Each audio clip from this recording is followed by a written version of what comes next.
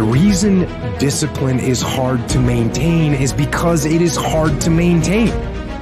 That's what makes discipline hard. It's hard. And if you hear me claim that discipline is easy for me, and it is work to maintain the discipline, that's what it is, work. Maintaining the standard. Giving no slack, none. That's the discipline. That's the discipline, and it is hard. Don't condemn yourself for being afraid. It's perfectly fine to have some fears. You acknowledge your fears, you embrace those fears, and then you move on. You act on whatever it is that you fear. Because once you embrace it, see, what you resist will persist. What you resist will persist. So one of the most important things is to begin to embrace your fear. The fear of bodily harm, that's legitimate. It's one of the things you find out, that when you face your fears, it's not as bad as you think it is. And when people tell you, I just can't do it, I can't handle it, I mean, really, I can't handle it, what they're envisioning is that they're not going to be here. They're going to clock out like you're going to die. Guess what? We all had occasions when we confronted our fears, we had to do something we felt uncomfortable with, we didn't want to do it, and we did not die. And if there's one thing I would say that does make it easier, it's to envision what it feels like when you're done.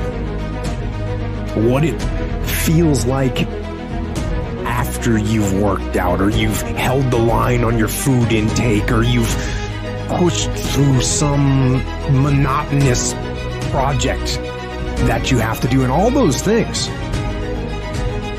When they're done, they feel good. And contrary to that, envision what you will feel like later when you let the discipline slack. You know the feeling weak and defeated, and you know that you're falling behind. So get to know those two different types of feelings and ask yourself which one you want to feel in 10 minutes or in a half an hour. When the thing is done, when the discipline has been implemented, remember what that feels like, and then remember that those minutes and those hours, they turn into weeks and months and years, and holding the line in those critical minutes will put you in an infinitely better place, physically and mentally, if you maintain the discipline. Too many of you are focused in the past and are thinking all the time about the future, dreaming, and aren't taking advantage of the present. And in many cases, it's a figment and a manipulation of our imagination. The future is grand and powerful, and we need to be focused there and thinking about it and dreaming about it because we are pulled towards it. But the best people can simultaneously be dreaming and optimistic about the future and take massive action right now.